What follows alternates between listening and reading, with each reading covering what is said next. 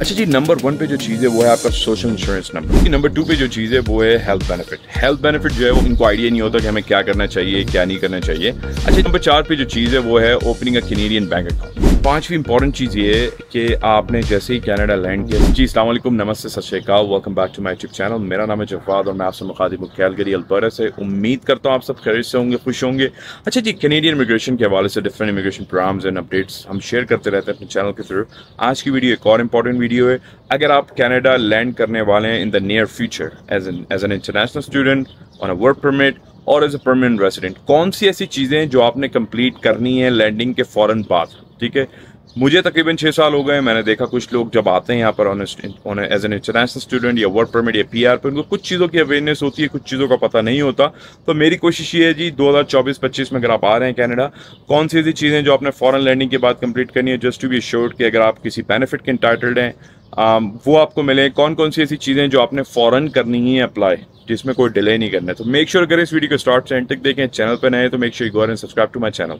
अच्छा जी, नंबर 1 पे जो चीज़ है वो है आपका सोशल इंश्योरेंस नंबर। ठीक है जी, सोशल इंश्योरेंस नंबर क्या है? ये government of Canada, service Canada आपको एक 9 डिजिट का एक नंबर इशू करता है।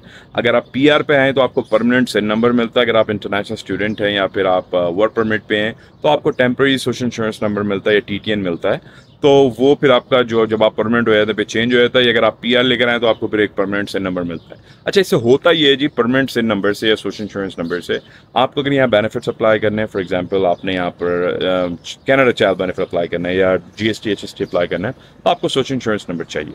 इसके अलावा दूसरी इंपॉर्टेंट इसका जो इस्तेमाल है, मेन पर्पस है वो आपकी एम्प्लॉयमेंट है। क्योंकि आपका जितना भी काम होता है, अगर यहाँ पर आप एज एन एम्प्लॉय काम कर रहे हैं तो एम्प्लॉयमेंट जितनी भी रिकॉर्ड होते हैं, नंबर ऑफ आवर्स, आपको कितना पैसा मिला, ये सारी चीज़ें, वो सारा जो है आपके सिन पे चढ़ता है। फिर आपको अकॉर्डिंगली एक T4 मिलता है जो जिसकी बेस पर आप टैक्स फाइल करते हैं।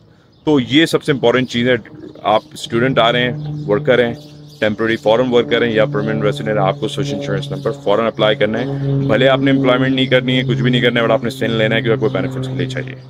और जिस वक्त मैं आया था उस वक्त जो है वो सिन जो है वो ऑनलाइन अप्लाई नहीं हो सकता था। आप सर्विस कनाडा की वेबसाइट पर उसको ऑनलाइन भी अप्लाई कर सकते हैं, बाय मेल अप्लाई कर सकते हैं, या फिर आप जाकर उनके किसी भी सर्विस कनाडा के सेंटर पे जाके वहाँ पर अप्लाई कर सकते हैं। इसका लिंक मैं डिस्क्रिप्शन में ऐड कर दूँगा कैसे अप्लाई करना है। तो make sure you can go on to that link and वहाँ से आप अप्लाई कर सकते हैं सिन नंबर को। नंबर 2 पे जो चीज़ है वो है हेल्थ बेनिफिट। हेल्थ बेनिफिट जो है वो प्रोविंशियल गवर्नमेंट एडमिनिस्टर करती है।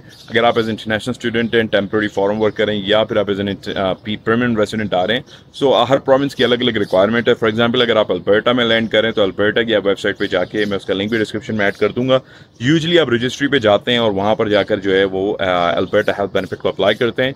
तो हर प्रोविंस की लाइक आई मेंशन अलग अलग रिक्वायरमेंट है। मैं अल्बर्टा का लिंक ऐड कर दूंगा। अगर आप किसी और प्रोविंस में जा रहे हैं, उनकी प्रोविंशियल गवर्नमेंट की वेबसाइट पे आप जाके वहाँ से उनकी रिक्वायरमेंट्स को रीड करके अपना प्रोविंस का हेल्थ बेनिफिट को अप्लाई कर सकते हैं। नंबर 3 पे जो चीज़ है, और ज़्यादातर लोग जो हैं इसको इनको आइडिया नहीं होता कि हमें क्या करना चाहिए क्या नहीं करना चाहिए। अच्छा जी, तीसरे नंबर पे जो है वो फेडरल गवर्नमेंट के बेनिफिट्स हैं। सही है जी, अगर आप फॉर एग्जांपल अगर आप परमानेंट रेजिडेंट आ रहे हैं तो अगर और आपके बच्चे हैं for example under the age of 18, तो आपको अप्लाई करना चाहिए कनाडा चाइल्ड बेनिफिट। और अगर आप कनाडा चाइल्ड बेनिफिट अप्लाई करेंगे, उसके साथ साथ दूसरे जो गवर्नमेंट के प्रोविंशियल एंड फेडरल बेनिफिट्स होते हैं, for example GST, Canada carbon rebate, वो सारा उस एप्लीकेशन में कवर हो जाता है। इसका लिंक भी मैं डिस्क्रिप्शन में ऐड कर दूंगा। अगर आप इंटरनेशनल स्टूडेंट आ रहे हैं तो आप रिक्वायरमेंट्स को रीड कर सकते हैं। आप जो है वो अप्लाई कर सकते हैं GST, good and services tax credit और Canada carbon rebate.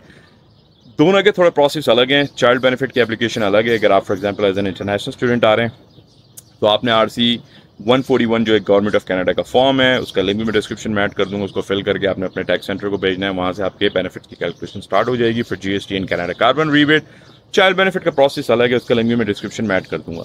But these are the benefit जो आपको अप्लाई करने चाहिए जब आप कनाडा लैंड करें। इनकी रिक्वायरमेंट्स को, एलिजिबिलिटी क्राइटेरिया को आप रीड कर सकते हैं CRA की वेबसाइट पर जाके।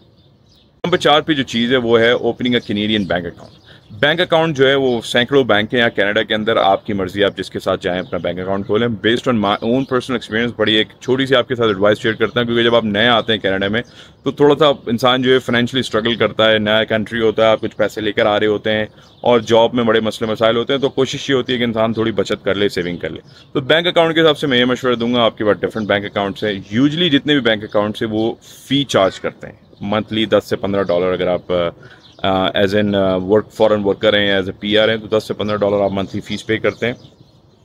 मेरी एडवाइस ये जी कि, और जिस इस तरीके से मैंने किया कि बड़े लिमिटेड ऑप्शन है जिसमें आप नो फी बैंक अकाउंट है। फॉर एग्जांपल सिंपली फाइनेंशियल, इसके साथ मैंने जो है अपना अकाउंट सेट किया, और ये जो है वो न्यू कमर पे $400 की ऑफर भी देते हैं। तो बड़ी ग्रेट अपॉर्चुनिटी है। मैं लिंक डिस्क्रिप्शन में ऐड कर दूंगा। अगर आप इंटरनेशनल स्टूडेंट हैं, फॉरेन वर्कर हैं, टेम्प्रेरी वर्कर हैं, या फिर आप PR पे आए, तो do go ahead and check it out. ये CIBC का जो है वो एक और एंटिटी है, CIBC की एक ऑर्गेनाइजेशन है सिंपली फाइनेंशियल, इनके थ्रू आप अपना अकाउंट सेट कर सकते हैं, और ये आपको $400 भी देते हैं जब आप नया अकाउंट सेट करते हैं। ठीक है जी, तो मेक श्योर आप इसमें मेरा रेफरल यूज़ करें, और कुछ इसकी टर्म्स हैं उसको आप क्लियरली रीड कर लीजिएगा। 3 मंथ्स तक आई थिंक आपने $100 का पे रोल डिपॉजिट दिखाना है, तो उसके थ्रू जो है वो आप लाइक उसके बाद आपको जो है वो $400 आपको एज दे देते हैं, और कोई फीस नहीं है इनकी मंथली, जिस तरह के यूजली दूसरे बैंक फीस चार्ज करते हैं। 5वीं इंपॉर्टेंट चीज़ ये है कि आपने जैसे ही कनाडा लैंड किया, सबसे पहले आपने अपने इंटरनेशनल एक्सपीरियंस को या अपनी इंटरनेशनल रेज्यूमे को, आप फॉर एग्जांपल इंडिया, पाकिस्तान, कहीं से भी आ रहे हैं,